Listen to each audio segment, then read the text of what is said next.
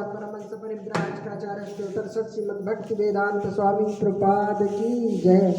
जय विष्णुपाद परमहंस परिव्राजकाचार्य स्तोत्र श्रीमद् भक्ति सिद्धांत सरस्वती गोस्वामी प्रपाद ठाकुर की जय। अनंत कोटि वैष्णव भक्त की जय। नामाचार्य श्री लरदास ठाकुर की जय।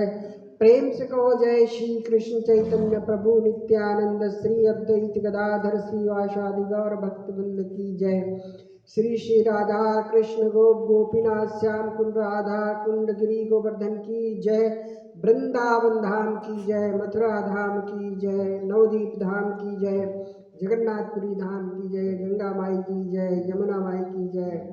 भक्ति देवी तुलसी की जय। सामेत भक्त वृंद की जय। श्री राधा मदन गोपाल भगवान की जय। गौनिताई चार सुंदर भगवान की जय। जगत गुरु शिला प्रपाद की जय। सभी 31 भक्तों की जय जयकार हो। सभी 31 भक्तों की जय जयकार हो। सभी 31 भक्तों की जय जयकार हो। हरे कृष्ण। तो आज ये भागवतम का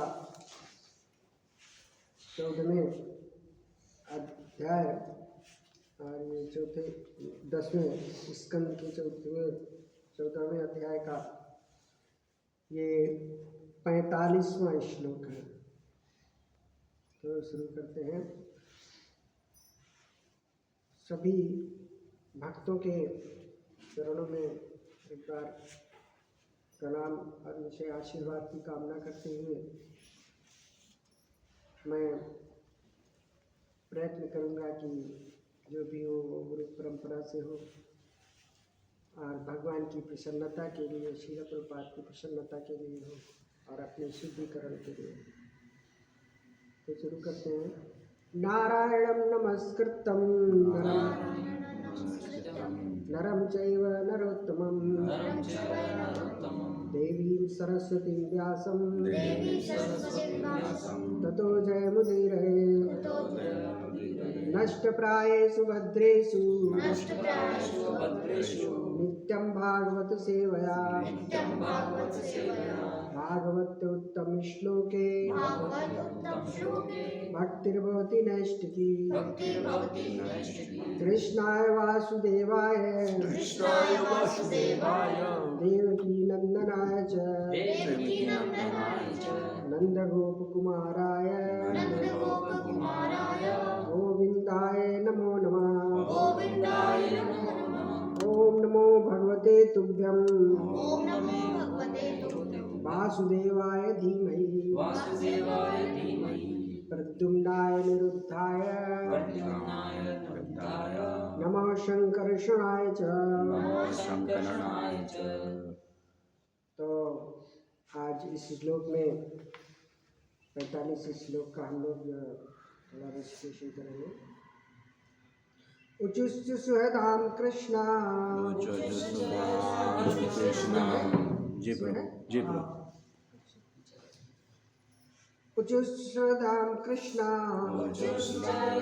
कृष्णा स्वागतं ते तिरन्हसा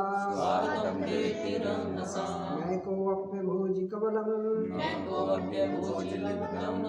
एहिता साधु भुज्यताम्। उच्चश्च सुहृदा कृष्णं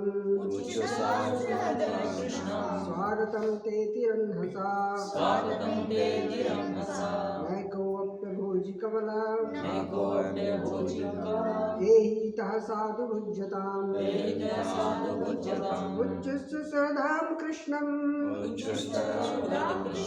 स्वागतं ते तिरन्हसा नैकोऽप्य भोजि कवलम् एहितः साधु भुज्यताम्। उच्चुश्च सुहृदय कृष्ण स्वागतं ते तिरन्हसा नैकोऽप्यभोजित कवलम् एहित साधु भुज्यताम्।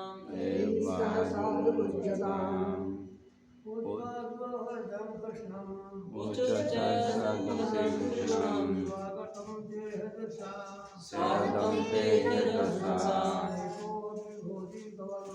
नैकोऽप्यभोजित कवलम् एहि साधु भुजताम् उच्चते सुहृदय कृष्णं कृष्णं स्वागतं ते हितरहस्य स्वागतं ते तिरहसा नौकयाप्यः भोजित केवलम् एहित साधु भुजताम्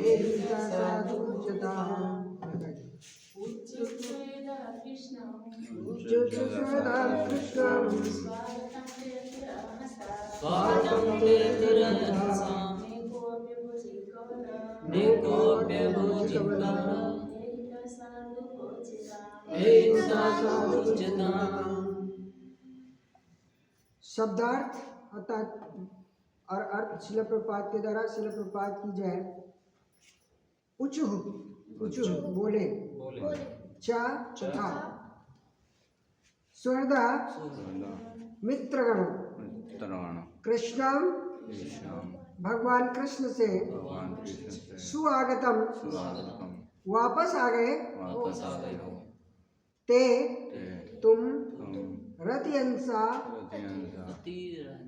अतिरंहसा बहुत जल्दी ना नहीं एक अप भी भोजी खाया गया है कवला कौर एही आओ इतः यहाँ साधु ठीक से भुज्यताम भोजन करो। ग्वाल वालों ने भगवान कृष्ण से कहा, तुम इतनी जल्दी आ गए, तुम्हारी अनुपस्थिति में हमने एक कौर भी नहीं खाया। आओ और अच्छी तरह से अपना भोजन करो। तात्पर्य शिला प्रपात के द्वारा शिला प्रपात की जय। स्वागतम ते अतिरंहसा शब्द से सूचित होता है कि ग्वाल बाल कृष्ण को जंगल में इतनी जल्दी बछड़े लौटा लाने के लिए बधाई दे रहे हैं। अब कृष्ण के प्रिय मित्र उनसे ठीक से बैठ जाने और जी भर के खाने का अनुरोध कर रहे हैं। श्रील प्रभुपाद कहते भगवान कृष्ण के अनुसार ग्वाल बालों को अतीव हर्ष हुआ और वे अपने प्रिय मित्र कृष्ण के साथ भोजन करने के लिए लालायित थे। ओम ज्ञानतिमिरान्धस्य ज्ञानाञ्जनशलाकया चक्षुरुन्मिलितं येन तस्मै श्रीगुरुवे नमः। श्रीचैतन्यमनोभीष्टं स्थापितं येन भूतले स्वयं रूपं कदा मह्यं ददाति स्वापदान्तिकं। वन्देऽहं श्रीगुरु श्रीयुगपदकमलं श्रीगुरुवैष्णवांश श्रीरूपं साग्रजातं सहगण रघुनाथान्वितं तं सजीवं साद्वैतं सावधूतं परिजनसहितं कृष्ण चैतन्यदेवं श्रीराधा कृष्णपादान् सहगणललिता श्रीशाखान्वितांश्च। हे कृष्ण करुणा सिन्धो दीनबन्धो जगत्पते गोपेश गोपिका कान्त राधाकान्त नमस्ते। तप्त कांचन गौरांगी राधे वृंदावनेश्वरी वृषभानुसुते देवी सर्वांगीहरिप्रिये वाञ्छाकल्पतरुभ्यश्च कृपा सिन्धुश्च पतितानां पावनेभ्यो वैष्णवेभ्यो नमो नमः।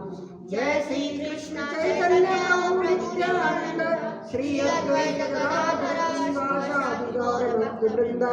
हरे कृष्णा कृष्णा कृष्णा हरे हरे हरे राम राम राम हरे हरे। नमो विष्णुपादाय कृष्णप्रेष्ठाय भूतले श्रीमते भक्तिवेदांत स्वामिनिति नामिने नमस्ते सारस्वते देवे गौरवाणी प्रचारिणे निर्विशेषा शून्यवादी पाश्चात्यदेशतारिणे। ओम नमो भगवते वासुदेवाय। ओम नमो भगवते वासुदेवाय। ओम नमो भगवते वासुदेवाय। ओम नमो भगवते वासुदेवाय। ओम नमो भगवते वासुदेवाय। ओम नमो भगवते वासुदेवाय। लोगों का स्वागत है। तो ये प्रसंग चल रहा है बहुत ही बढ़िया कि इस अध्याय में मोस्टली 40 श्लोक तक भगवान की प्रार्थना ब्रह्मा द्वारा की गई है। ब्रह्मा जो कि भगवान का टेस्ट लेना चाहते थे, भगवान की परीक्षा लेना चाहते थे कि वास्तव में ये जो छोटा सा बालक हाथ में दूध भात लिए हुए जूठे हाथ खड़ा हुआ है, वास्तव में ये भगवान है कि नहीं है। लेकिन जब उनको ये ज्ञान हुआ इस बात का, तो उन्होंने रियलाइज किया। तो 3 आर जैसे कि हमारे इसमें होते हैं कि हम लोग जब पढ़ते हैं तो एक जगह लिखा हुआ था कि 3 आर होते हैं। पहला, जब किसी चीज़ को का रियलाइजेशन होता है, आभास होता है, उसको पता लगता है इस बात का कि हमने ऐसा करा है, हमने ऐसा किया है, गलती ब्रह्मा जी मान रहे हैं कि गलती की है, तो उसको जो है रिपेंट करते हैं, यानी कि पश्चाताप करते हैं। और पश्चाताप किस लिए होता है? अपने शुद्धिकरण के लिए होता है। जब कोई पश्चाताप करता है, यानी कि जब बड़े के सामने भी कोई गलती कर दे तो थोड़ी सी देर बाद अगर उससे क्षमा मांग ले तो अधिकांश ऐसे होंगे जो कि माफ कर देते हैं। तो इसी तरह से ब्रह्मा जी भी जो है अपने भगवान से, हालांकि ब्रह्मा जी सबसे बड़े भक्त हैं भगवान के और एकमात्र पहले जीव है, 12 महाजनों में से है। तो इस तरह से वो भूल गए, भगवान को भूल गए। हालांकि अगर एक चीज़ देखी जाए तो वास्तविक चीज़ ब्रह्मा जी का भूलना नहीं था। जैसे कि कई आचार्य लोग बताते हैं, ब्रह्मा जी के मुंह से तमाम प्रकार की प्रार्थनाएं निकलवाना, उनकी ग्लोरिफिकेशन करना, उनकी जो है महत्ता को बढ़ाना, ये भगवान चाहते थे। इसलिए उनको मोहित कर दिया, उनको पता ही नहीं लगने दिया कि वास्तव में मैं ही भगवान हूँ। तो इस तरह से जो है बहुत ही मोहित हो गए ब्रह्मा जी। और वो जब गाय बछड़े को लेके ब्रह्मा जी चले गए, फिर वो भगवान कृष्ण उन गाय बछड़ों को लेके चले आए उन ग्वाल बालों के साथ, जहाँ पर एक अभी बैठे थे। हालांकि वो जो है कह रहे हैं कि इतना मोहित कर दिया उन बालकों को, ग्वाल बालों को, सभी को मोहित कर दिया कि वो कह रहे हैं कि बहुत जल्दी आ गए। जबकि एक बर्थडे था बलराम का, जब वो बछड़ा चोरी करके ले गए थे, ये इंसिडेंट की घटना हुई। और दूसरा जब साल आया,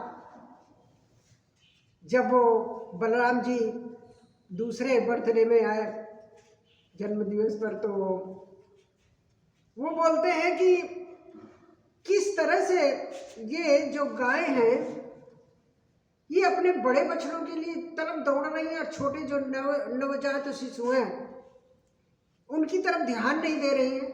वास्तव में ऐसा होता है कि जो माता होती है, चाहे कोई माता हो, अपने थोड़े बड़े बालक को इतना ध्यान नहीं देती है जितना कि छोटे बालक को देती है। जो अभी भी पैदा हुआ है या 2-4 महीने का हो तो कितना ध्यान रखती है।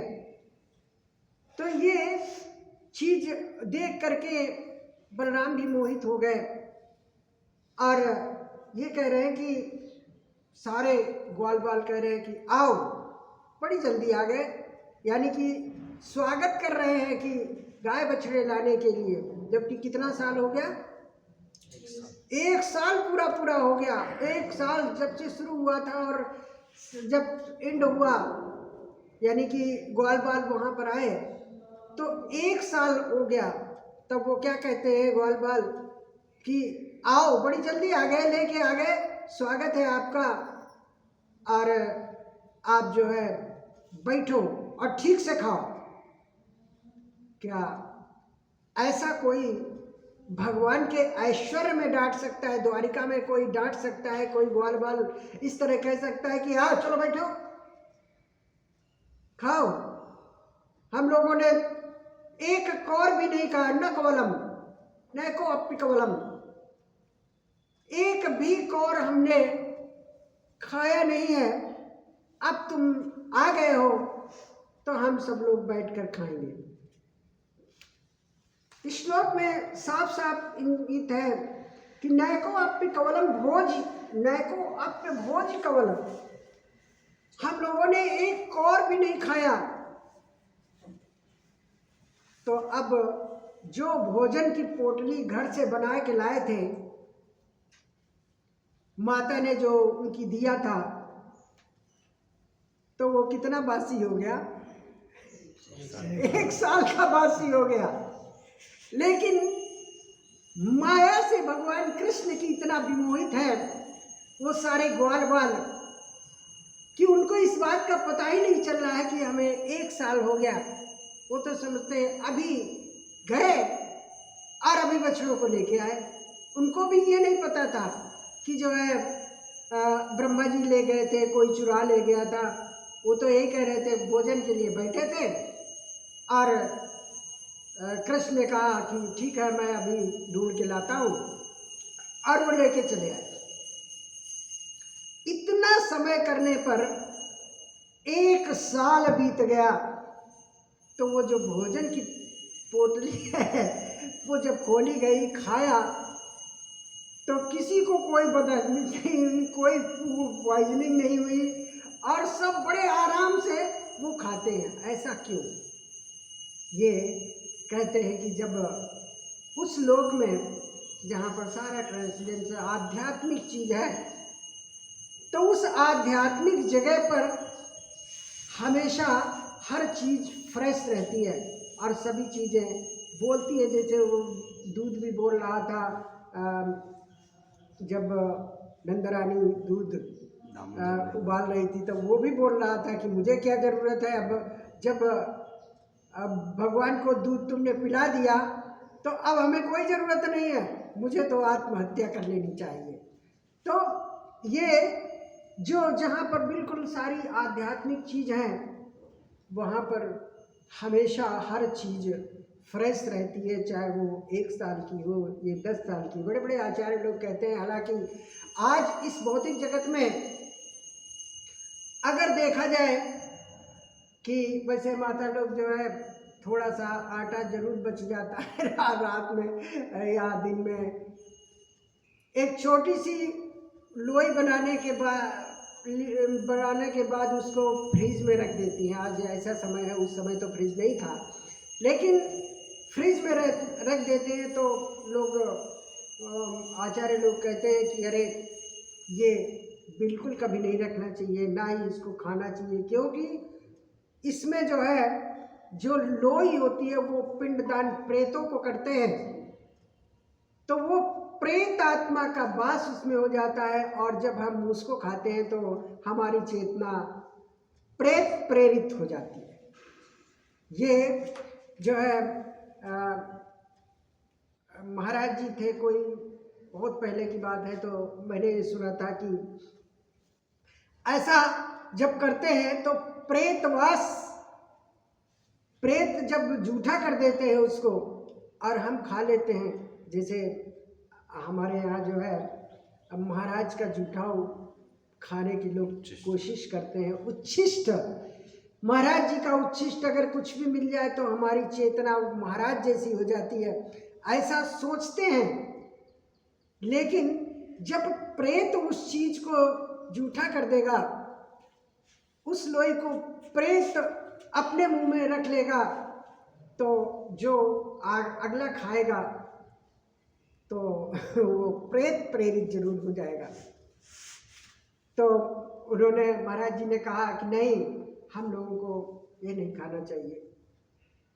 यशोदा माता जी अपने बालक के लिए, अपने कृष्ण के लिए हमेशा वो चक्की से पीस के, हाथ की चक्की से पीस के बना हुआ खाना उसको रोज देती थी। ये कहाँ पर आपको मिलेगा? जहाँ पर हम लोग गए थे एक जगह, मायापुर से जब लौट रहे थे तब एक जगह ऐसी आती है जहाँ पर ऊखल है। देखा है आपने? नहीं देखा। एक ऊखल बना हुआ है जिसकी लोग पूजा करते हैं। रास्ते में प्रभु जी भी हमें ले गए थे, तो वहाँ पर उस ऊखल की पूजा होती है, जो आज वो भगवान कृष्ण का, वो जगह का नाम मुझे नहीं याद आ रहा है, वहाँ पर वो रखा हुआ है। तो उसकी पूजा होती है। और वो जो है वहाँ पर भी वो चक्की बनी हुई है गांव में। हालांकि पहले होता था, हम लोग जब छोटे होते थे तो देखते थे कि हर घर में एक चक्की होती थी, लेकिन जब वो बड़ी बड़ी चक्कियाँ आज बिजली वाली और डीजल इंजन से चलने वाली चक्कियाँ आ गई, तो उस चक्की का महत्व कम हो गया।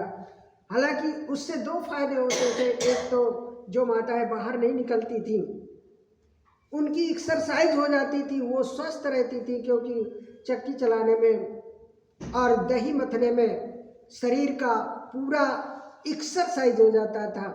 और हमारे जो है नंदरानी यानी यशोदा मैया के जब इतनी मग्न होती थी दही बिलोने में, तो उनके, जैसे कि पहले प्रसंग में आया हुआ है कि उनको इस चीज़ का ध्यान नहीं है, वो कृष्ण के बारे में गुनगुना रही हैं और उनके बाल के फूल इधर उधर गिर रहे हैं, उनको कोई मतलब नहीं है। उनका तो मतलब यही है कि हम कृष्ण के लिए दूध पिलो रहे हैं। इतना निमग्न है उसमें कि हम तो कृष्ण के लिए दही मक्खन निकाल रहे हैं और हमें कुछ मतलब नहीं है। सिर्फ हम मुँह से कृष्ण का गुणगान गुनगुना रही है और मक्खन निकाल रही है। तो वो जो है, इससे एक्सरसाइज होती थी। आज ये सारी परंपराएं सारी खत्म हो गई हैं। तो यहाँ पर हमारा तात्पर्य ये है कि जो हमको सेवाएं दी गई हैं, चाहे वो मंदिर की तरफ से, किसी बड़े अधिकारी की तरफ से, या हमारे निकटस्थ लोगों के द्वारा, इस मंदिर में निकटस्थ भक्तों के द्वारा जो दी गई हैं सेवाएं, तो हमें कभी उनको जो है इग्नोर नहीं करना चाहिए। और भगवान हर एक छोटी छोटी चीज़ को देखते हैं। भगवान ये नहीं देखते हैं कि जो है कोई ये झाड़ू मार रहा है या कोई कंकड़ निकाल रहा है, कोई अगर मंदिर में एक छोटा सा तिनका भी आ गया वो हटाता है, तो भगवान उस चीज़ को भी देखते हैं, इग्नोर नहीं करते हैं। तो ये स्वागत कर रहे हैं कि आओ बैठो। कोई ऐसा भी कर सकता है कि जो है यहाँ पर कोई डांट सकता है भगवान कृष्ण को। द्वारिका में जहाँ पर पूर्ण रूप से ऐश्वर्यवान है, वहाँ कोई नहीं डांट सकता। लेकिन इस ब्रज धाम में जहाँ पर बच्चे कृष्ण की कंधे पर चढ़ते हैं और तमाम प्रकार की हंसी चिटकोली करते हैं, उनमें और कृष्ण में कोई फर्क नहीं है, महसूस नहीं करते। वो तो ये सोचते हैं कि अरे जैसे हम वैसे कृष्ण। उनको इस बात का कोई भान ही नहीं है कि जो है वो भगवान है। वो तो एक भगवान को एक तरह से बिल्कुल ग्वाल बालों के उसमें मानते हैं। तो जब आ गए तो कहते हैं बैठो। कौन कह सकता है, जो त्रिलोकीनाथ हैं, जो पूरे ब्रह्मांड के मालिक हैं, उनको कौन ऐसा कह सकता है चलो बैठो ठीक से खाना खाओ। इसका मतलब है भगवान कृष्ण ठीक से नहीं खा रहे हैं, तभी तो कहते हैं ठीक से खाओ। और वो तुम जो है अब हमारे साथ प्रेम से खाना खाओ, बैठो, ठीक से बैठो, इस तरह के शब्द इस्तेमाल करते हैं। तो यहाँ पर वो जो भोजन 1 साल का है, तो प्रभुपाद जी कहते हैं कि 3 घंटे से बना हुआ भोजन, प्रभुपाद जो हमारे आचार्य हैं वो कहते हैं कि 3 घंटे से ज़्यादा भोजन को इष्ट नहीं करना चाहिए, क्योंकि उसमें नुकसान होता है ये। और यहाँ पर तो एक साल हो गया। तो इस तरह से जो है अब वो खाना खाने में व्यस्त हो गए। कृष्ण का एक नाम जो मोहन है, वे में ऐसा आता है कि भगवान मोहित करते हैं। जो किस तरह से जो अपने भक्तों को, जो उनके सुहृद भक्त हैं, सुहृद का मतलब है कि जो है जैसे वो उसमें श्लोक में भी आएगा 529 में, भोक्ताराम यज्ञ तपसा सर्वलोक महेश्वरम सुहृदम सर्वभूतानाम ज्ञात्वा माम शांति मृच्छति। तो भगवान उसके सुहृद हैं, सभी लोगों के सुहृद हैं, और वो कभी किसी का अहित नहीं चाहते, बल्कि जो उनके अपने सुहृद भक्त हैं, जो भक्ति कर रहे हैं, उनको योग माया से आनंद प्रदान करने के लिए तमाम प्रकार की जो है लीलाओं का प्रदर्शन करते हैं। भगवान उसमें भगवत गीता में कहते हैं, नाम प्रकाशा सर्वस्य योग माया समावृता मूढ़ो हम ना विजानाति लोको मामज्जम्भव्यम। मुझे कोई नहीं जानता, ना हम प्रकाशा सर्वस्य योग माया समा, मैं अपनी ही योग माया से मैं ढका रहता हूँ, मुझे कोई नहीं जान सकता। मूढ़ो हम ना भी जानाति लोको माम, मूढ़ लोग कैसे जान पाएंगे? मूढ़ लोग तो ये जानते हैं कि जैसे कि हम हैं और ये कृष्ण हैं, एक ही जैसे हैं, कोई फर्क नहीं है। तो भगवान का नाम जो मोहन है वो तुम आज जो सेवा, चाहे वो मैराथन की हो या चाहे कोई सेवा हो, तो लोग ये सोचते हैं कि जो है पहले हमारा नाम अनाउंस हो जाए, हमने किया है। अगर किसी का नाम अनाउंस नहीं होता है और उसने 100 भी पुस्तकें करी हैं, तो निश्चित रूप से वो यही सोचता है कि अब अगले बार आने दो, मैं बताऊंगा। ऐसे मन में सोचता है कि अगली बार मैं तो जानबूझ के नाम लिखवाऊंगा कि मैंने, लेकिन यहाँ पर जो है सुहृद जो होते हैं वो एक दूसरे का इतना ध्यान रखते हैं कि वो अपनी, जैसे यहाँ पर कहा जाता है कि नेकी कर दरिया में डाल, तो वो वही चीज़ है कि भगवान कृष्ण के प्रति जो सेवा करता है, भगवान ये भी बता सकते हैं कि तुम लोग जो है एक साल बाद मैं आ रहा हूँ, बच्चों को लेके आ रहा हूँ, और तुम जो खाना खा रहे हो वो खाना 1 साल का बासी हो गया है।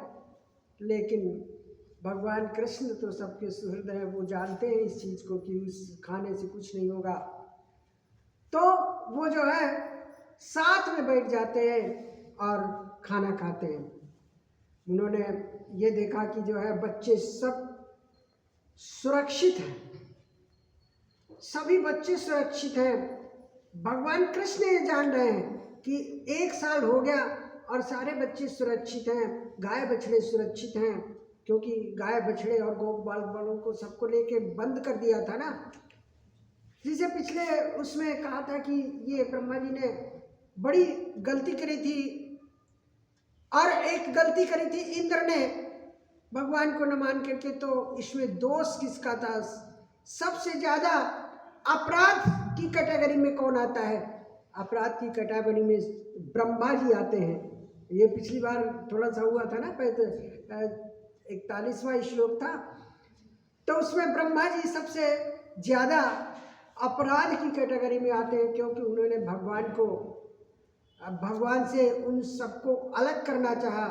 जबकि इंद्र ने, हालांकि भौतिकता की दृष्टि से देखा जाए तो इंद्र ने सबको मारना चाहा, पानी इतना डुबा देना चाहा, डुबा के मारना चाहा, लेकिन भगवान कृष्ण जो है के सामने वो सारे ग्वाल बाल उस गोवर्धन पर्वत के नीचे आए। तो आचार्य लोग कहते हैं कि उन्होंने जीवों को एकत्र करने के लिए कोशिश की इंद्र ने, और वो 7 दिन तक वो एक दूसरे को देखते रहे। भगवान कृष्ण अपने सारे ग्वाल बालों को, वहाँ के ब्रजवासियों को देखते रहे, उनका जो है आनंद उठाते रहे। और वो ब्रजवासियों को भी कभी ऐसा नहीं मौका मिला था कि वो लगातार जो है 2 घंटे भी देखें, साथ में रहें।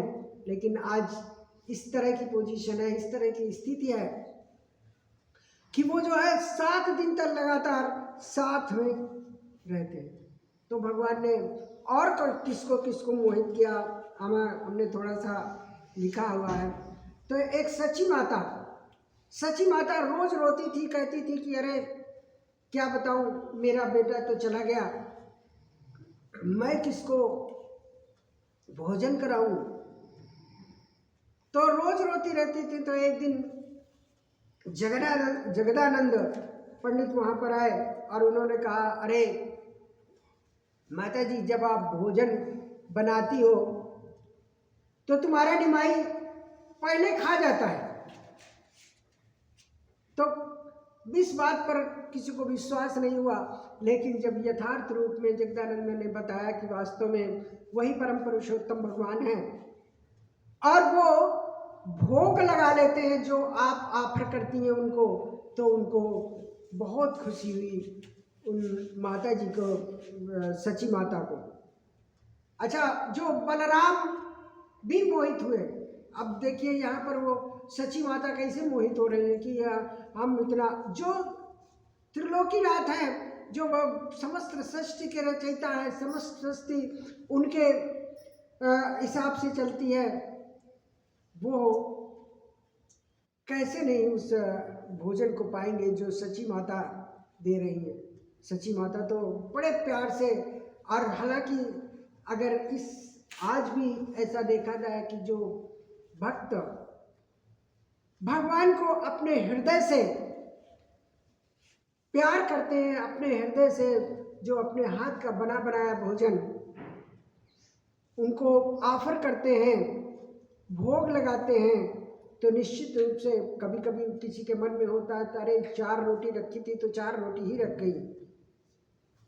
लेकिन वास्तव में देखा जाए इस दूसरे अध्याय में या तीसरे अध्याय में है कि भगवान की इंद्रियां, हम लोग कान से सुनते हैं, आँख से देखते हैं, नाक से सूंघते हैं, मुंह से खाते हैं, लेकिन भगवान की इंद्रियां एक दूसरे में परिवर्तित हो जाती हैं। वो इंद्रियां इस तरह से भगवान आँखों से भी खा सकते हैं, कान से भी खा सकते हैं, नाक से भी खा सकते हैं, और मुंह से तो खाना ही खाना।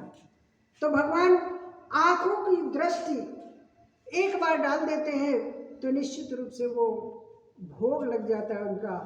वहाँ पर जगन्नाथपुरी में ऐसा प्रसंग आता है, कई लोगों के, कई आचार्यों के से हमने सुना है और पढ़ा भी है कि वहाँ पर जो भी भोजन बनता है वो अपने अपने बड़े बड़े कड़ाहों में रखा जाता है, और वो जब उस पर एक छाया पड़ जाती है, ऐसा सुना है ना, तो जब उस पर छाया पड़ जाती है तो वो भगवान भोग लगाया हुआ माना जाता है, और वो फिर सब भक्तों को प्रसाद के रूप में वितरित होता है। लेकिन जब कभी ऐसी स्थिति आती है कि वो छाया नहीं दिखाई देती, उन पंडों को छाया नहीं दिखाई देती, तो वो सारा भोजन, अब की स्थिति क्या है नहीं पता, लेकिन पहले ऐसे बताते थे कि वो सारा, चाहे वो दाल चावल सब कुछ जो भी है, कढ़ी चावल जो भी है, वो सब फेंक दिया जाता था। तो इस तरह से जो है सिस्टम ये होता था, भगवान भोग लगाते थे। और मोहित होने में बलराम पीछे नहीं है। बलराम ने जब देखा कि ये छोटे छोटे बच्चों का ध्यान नहीं रखती गाय और बड़े बच्चों को ध्यान दे रही हैं, तो वो कृष्ण से पूछते हैं कि अरे ये कैसी बात है कि जो है आज गाय अपने छोटे बछड़ों को नहीं ध्यान दे रही हैं और बड़े बछड़ों को की तरफ दौड़ी भागी चली जा रही हैं उनको प्यार करने के लिए। तो वास्तव में इसका कारण क्या था कि वो उस समय भगवान कृष्ण के ही एक्सपेंशन थे। गाय बछड़े और गोप ग्वाल बाल जितने भी थे वो कृष्ण के एक्सपेंशन थे। तो इस तरह से जो है भगवान ने मोहिनी के अवतार में भी मोहित किया लोगों को। किसको मोहित किया? हैं? हाँ, असुरों को मोहित किया। और ये जो है कंस को मोहित किया। कंस भी असुर एक था। तो कंस ने जब भगवान कृष्ण के सारे बच्चों को, कृष्ण से पहले के बच्चों को जितने मारा, तो वो ये समझ रहा था बहुत हम पहलवान हो गए, हमने बहुत बड़ा काम किया। लेकिन वास्तव में वो बच्चे किसके थे? वो बच्चे उसी के अपने थे जो पूर्व जन्म में वो कालनेमी का राक्षस था, और कालनेमी के बच्चे वो पैदा हुए थे और उनको वो कंस मार रहा था। तो अपने में बहुत धुरंधर समझ रहा था कि हम जो है बहुत अच्छा काम कर रहे हैं कि हमें मारने के लिए कोई रास्ता बंद हो गया। लेकिन यहाँ पर जो है जैसे एक राष्ट्रपति का भी उदाहरण दिया जाता है कि राष्ट्रपति जो है घर में बच्चे होते हैं, बच्चे को पीठ पर बिठा के चलते हैं। तो भगवान कृष्ण जो है ऑफिशियल अलग होते हैं और जो घरेलू होते हैं वो अलग होते हैं। घरेलू क्या है? उनका वृंदावन धाम है। तो वहाँ पर किसी भी स्थिति में वो रह सकते हैं, अपने ग्वाल बालों को किसी भी स्थिति से प्यार कर सकते हैं। छोटे छोटे लोगों के साथ उनको ये महसूस नहीं होने देते कि जो है वो भगवान है। कहते हैं यहाँ पर भगवान जब हर समय आज भी मौजूद है हमारे सामने। जब अभी कल सचिपति प्रभु जी का एक लेक्चर सुन रहा था, तो वो कह रहे थे कि जो व्यक्ति मंदिर में रहते हुए मंगला आरती में नहीं जाता है, उसको जो है भौतिकता रूपी अजगर निकल लेता है।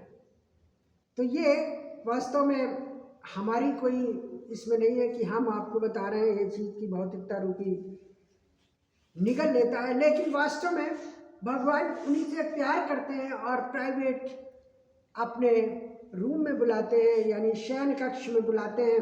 क्योंकि रात के ही जो कपड़े पहने होते हैं, वस्त्र पहने होते हैं, वो उसी समय मौजूद होते हैं।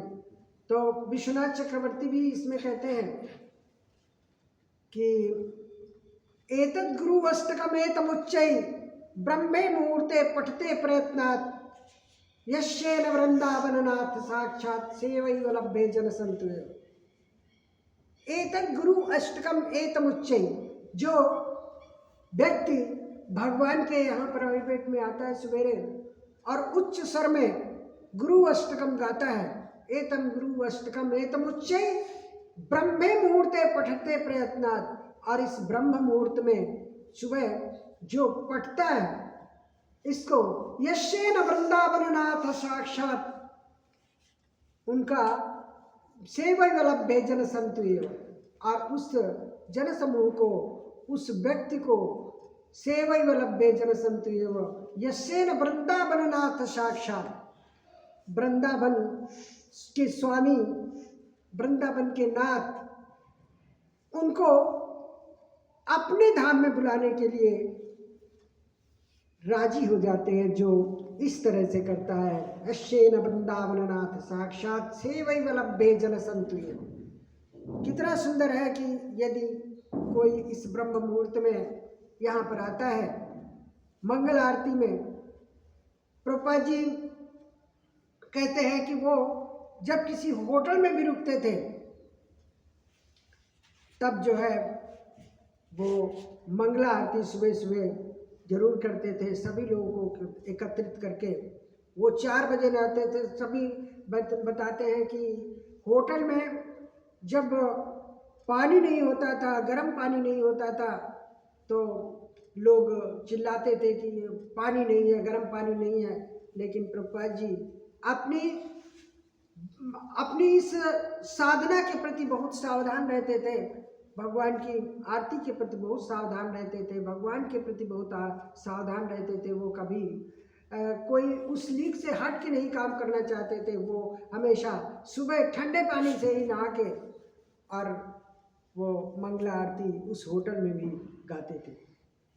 तो ये उनका बहुत ज़्यादा योगदान है। आज जो हम लोग उनको मानते हैं, जो आचार्य हैं और प्रतिष्ठित आचार्य हैं, जो आज उनको विश्व गुरु की पदवी प्रदान की गई है, अभी विश्व गुरु की पदवी प्रदान की गई है, वो वास्तव में उनके कार्य के योगदान के ही लिए उनको सराहा गया है। भगवान और भी रूप में कई लोगों को मोहित करते हैं, जैसे भस्मासुर को मोहित करते हैं। और जब ये कहानी तो सुनी होगी भस्मासुर को किस तरह से मोहित किया, लेकिन भगवान ने एक बार शिव जी को बुलाया। ये बताते हैं पद्म पुराण की बात है, ये श्लोक संख्या जो है ये 62 चैप्टर 62 और 31 में श्लोक में है कि एक बार भगवान ने बुलाया शिव जी को और कहा कि तुम मेरा प्रचार करो कि मैं निराकारवादी हूँ और मैं कुछ भी नहीं हूँ, मुझे कोई देख नहीं सकता और मैं भगवान के रूप में हूँ। तो कंफ्यूज हो गए, पर शिव जी भी कंफ्यूज हो गए। शिव जी यही सोचते रहे कि अरे हे भगवान, आपने जब मुझसे उस समुद्र मंथन के दौरान हलाहल निकला था उसको पीने के लिए आपने कहा, मैंने मना नहीं किया, लेकिन भगवान आप ये सेवा हमें कैसे देंगे? मैं तो कभी नहीं चाहता कि आपको मैं निराकार घोषित करूं। तो कहा कि आप सबसे बड़े भक्त हैं और मैं आपको जो है ये सेवा देना चाहता हूं। तो जब कोई बड़ा व्यक्ति इस तरह से सेवा देता है तो निश्चित रूप से वो मानना चाहिए सभी लोगों को। तो शिव जी ने उस चीज को माना और कहा ठीक है भगवान, मैं आपकी ये सेवा स्वीकार करता हूँ। जब अपने यहाँ पहुँचे तो मुंह लटकाए हुए थे शिव जी मुंह लटकाए हुए थे, वो बिल्कुल परेशान थे, इधर उधर टहल रहे थे। तो पार्वती ने कहा कि महादेव, ये आज आपकी स्थिति कैसे है? क्या किसी से वैमनस्यता हुई या किसी भक्त ने आपके प्रति अपराध किया है या किसी ने आपको डांटा है? आप तो आपकी स्थिति क्या है, लेकिन आपको कैसे कोई डांट सकता है? तो कहा नहीं, बात ये नहीं है। बात यह है कि आज मुझे भगवान ने बुलाया और मुझे इस तरह की सेवा दी जिससे मैं स्तब्ध रह गया। उन्होंने कहा कि आपको ये प्रचार करना है कि मैं निराकार हूँ। तो निराकार ब्रह्म का प्रचार करने के लिए शिव जी को चुना। तो शिव जी ने कहा कि ठीक है, मैं ब्राह्मण के रूप में जन्म लूँगा और इस मायावाद का प्रचार करूँगा। तो जो मायावादी होते हैं, मायावादी भाष्य सुन ले होए सर्वनाश। और इस तरह से जो है कहा जाता है कि मायावाद का जो भाष्य सुनता है उसका सर्वनाश होता है। यानी कि भगवान जो हाथ पैर से खाते पीते चलते उठते बैठते हैं, आर्च विग्रह के रूप में होते हैं, वो भक्तों को दर्शन देते हैं। साक्षी गोपाल और खीरचोरा मंदिर इसके साक्षात उदाहरण है कि भगवान जो है हमेशा चलते फिरते भी हैं। तो इस तरह से जो है भगवान शिव जी शंकराचार्य के रूप में आए और उन्होंने अपने जो है इस मायावाद को फैलाया। भगवान 125 साल 5 महीने 1 दिन ऐसे ही लिखा है सर, हाँ 125 साल 5 महीने 1 दिन इस धराधाम पर रहे और यहाँ से जब वो पदार्पण किए तो वो दिन था, इस समय कहते हैं कि 18 फरवरी 3102 बिफोर क्राइस्ट, शुक्रवार के दिन 2:27:30 पर यहाँ से भगवान गए। ये तो डेटा लिखने वाले हैं, क्योंकि ये बड़ी ही ऑथेंटिक रूप में मैंने सुना है और मैं ये सब आपको बता रहा हूँ। तो इस तरह से जो है भगवान सबको तो मोहित करते हैं, लेकिन वास्तव में खुद भी मोहित हो जाते हैं कभी कभी। और वो उनका मोहन जो है, उनको मोहित है ना भक्तों को आनंद प्रदान करने के लिए है, ना कि वो वास्तव में मोहित होते हैं। कहते हैं कि जब बछड़ों को चुरा ले गए थे, ग्वाल बाल वहां थे, कहते अरे कौन चुरा ले गया? हालांकि सर्वज्ञ त्रिकालज्ञ सब कुछ है, भगवान सब कुछ जानते हैं, उनको उनसे किसी बात का छुपा नहीं है। लेकिन वो क्षणिक रूप में वो कहते हैं अरे कौन ले गया बछड़ों को? तो इस तरह से भगवान भी मोहित होते हैं। और भगवान कब मोहित हुए? साल्व, जब साल्व की वैभवता में, जब साल्व ने वासुदेव के रूप में एक व्यक्ति को ला करके और कहा कि इनसे भगवान कृष्ण के पिताजी ये आए हैं और मैं इनका सिर धड़ से अलग कर दूंगा, और वो तुरंत उस साल्व ने वसुदेव का सिर धड़ से अलग कर दिया।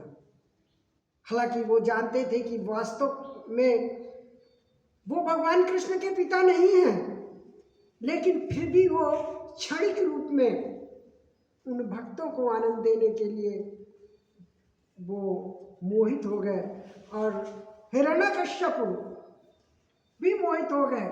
हिरण्यकश्यप इस तरह से मोहित हुए, वो जब आपस में लड़ाई चल रही थी, युद्ध चल रहा था, तो एक बार उछल गया, यानी कि भगवान की पकड़ से बाहर हो गया।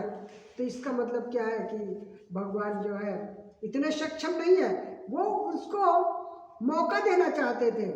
अगर वो चाहते थे एक भ्रकुटी से टेढ़ी करके सबको खत्म कर देते, लेकिन ऐसा नहीं।